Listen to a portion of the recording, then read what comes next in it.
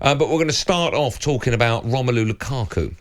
Firstly, where do you stand on the scenario he finds himself in at the moment, where there's obviously a problem going on between him and the manager and the players and even the fans as well. And it's not the first. I feel as a United fan, of course, when Romelu Lukaku was at the club, he's divided opinion amongst fans. Yeah. And I feel that that's how Chelsea fans feel about him now. And I always feel that he's maybe a day away from throwing his toys out of a pram, whatever club he's at. What do you feel about him as a player and him as to what's currently happening to him at Chelsea at the moment? I mean, as a player, if we go to him as a player, he's obviously a fantastic goal scorer. I think from what he said in his interview, you have to build the team around him because he's that kind of player. You've seen it many times when he's come on recently and he changes the game, because when Havertz plays for Chelsea, they have to play these intricate passes down the sides. He comes on, you've got someone in the box can score goals. But what he done in terms of the interview, I was all for what Thomas Tuchel done to get him out the team, to basically drop him for what was the most important game of their season at that currently. Why? Against Why Liverpool. do you think it was important? Because he'd disrupt the squad? I think so, yeah. I think it was so... Well, look, like you've said with Lukaku, he seems to cut ties with a lot of clubs that he's been with. Even Inter Milan, who he seemed to have a great relationship with the supporters. Towards the end, he kind of cut ties with them again. And it seems like even they're a bit... that they don't want him back as such. I mean... He personally aired his disrespect for Chelsea as public as possible. Yeah. And that's just not the way to go as a football player. You mentioned Kai Havertz there. Do Chelsea play better as a team with him rather than Lukaku? Do you think Chelsea fans feel that or not? At the moment, yeah, I'd say they do. But I think because they're not playing, they don't play to Lukaku's strengths when he comes in the team, because he's been in and out the team. He hasn't had a real run of games. They don't play to his strengths. When they do, and when they put the ball in the box, as a wide player, when I played, I knew if I put the ball in the box and you've got someone in there who can get on the end of it, doesn't even have to be a good cross. You can just put it in, and that's what he brings. Whereas Chelsea, because they keep interchanging the players and changing Havertz and Werner and Mason Mount even, they have to play the intricate passes, then they don't evolve when Lukaku's in. They keep trying to play that, and he's not that kind of player. How do you think the fans feel about, you mentioned undermining the manager, he's undermined the fans as well, and his teammates as well. How do you think the fans feel about him? Because football fans, and I include myself in this, are very fickle. Yeah. You know, when a player comes out and he says something negative about the manager or the club, we go, hold on. He comes on the pitch, he scores the winner, all is forgiven. So how do you think the fans feel about him? Oh, it's similar. That would be the similar thing that happened with Lukaku. I think a lot of fans won't like what he done. Won't like this interview he gave, and I think it was very naive, and I spoke about this on Sunday. It was very naive and to say that about a 28-year-old professional that's got so much experience, to say he was naive doing the interview. And then after, when Tim Howard released the messages that apparently they said to each other, listen, that he's not just, if I'm good friends with Aaron Bent, if I said a message to him, I'd expect him not to make that public unless I told him to. So I think that was the case as well.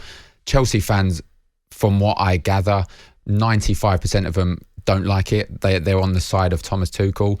I know I said before, and then we heard after, that he'd have had meetings with his senior pros. I've been there, where you have a team, the senior team come in, and he would have told them what, and no one would have gone against the manager, because you can't disrespect the team, the players, the football club as he done. He will have a lot of making up to do. He comes and plays tomorrow, I believe, against Spurs, scores a couple of goals. All is not forgiven, but he's on his way to being forgiven. Yeah, okay. That's where we're going to start. Chelsea and football fans, you can have your say on all things Romelu Lukaku. If you've forgiven him, do you think it's a storm in the teacup, etc., etc.? 03717 722 3344. We'll be doing that. We'll be talking a bit of darts. We'll be talking the Ashes, of course, lots to talk about in that area. We'll be talking about the Championship, and when we come back as well, we'll be finding out about Southampton's new owners.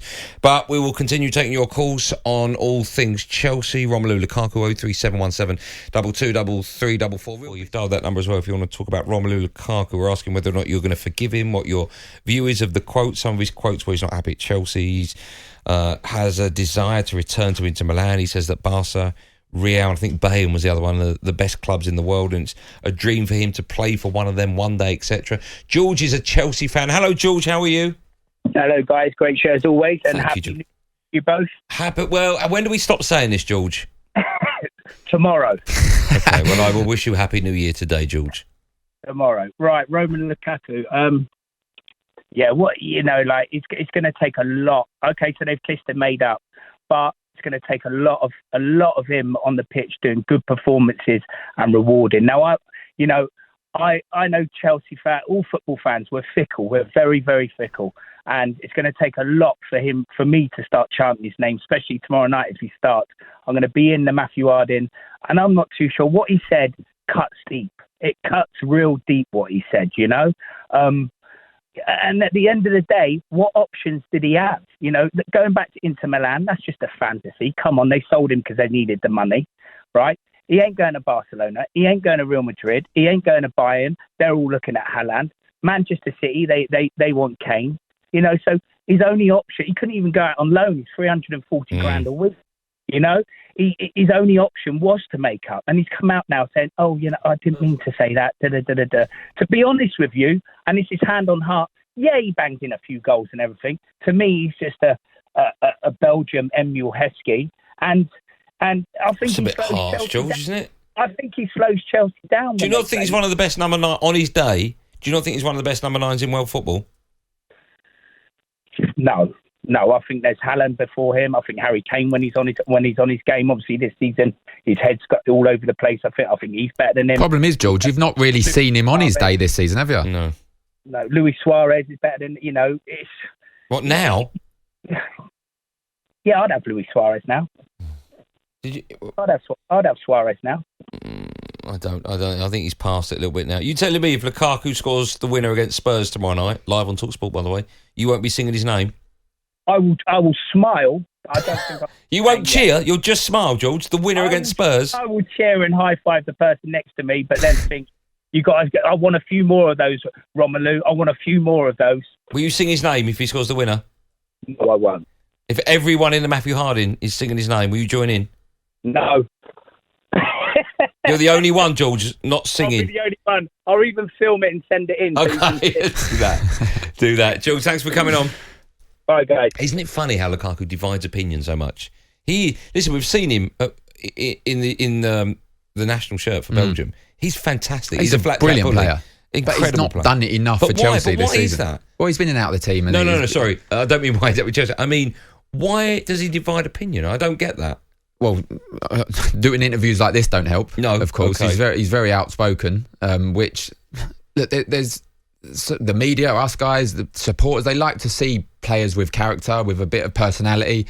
But when you go over the top like that and you disrespect the actual football club you're playing for, that you've been there, 4 months when he had the interview, 100 million, you can't do that. No, you can't. So do that. That's why he's divided opinion, definitely. And I think it's going to take more than a couple of goals or a winning goal tomorrow for him to get that back. Scores ahead in the last minute. They'll be delighted. Chelsea supporters will be delighted that he's come in. He has a reaction, but look, he's apologised. And is that a PR thing? I don't know, because if an apology is enough, they've also fined him €500,000 by all accounts. So the apology wasn't enough for Chelsea and Thomas Tuchel. The leaving him out the Liverpool game wasn't enough. They've had to fine him a lot of money as well. What was the most you ever fined? You must have been fined. Oh, I was hardly ever fined. No. Silly money? No. You never fined? No, nothing in terms of that. No, I got sent off, didn't get fined, turned up. I missed an actual game. I turned up at half time in a game because I was caught in traffic. That old excuse. And chestnut. No, honestly, the road was shut for ages, M25, all full, turned up at half time. And Alan Pardew was the manager. And he'd also done that throughout his playing career. He'd done that once. So he let me off as well. So yeah, that should have been 2 weeks' wages. But no. You're a disgrace. Keep your calls coming in 03717223344. This is Drive on talkSPORT with We Buy Any Car. They settle any outstanding finance so you don't have to.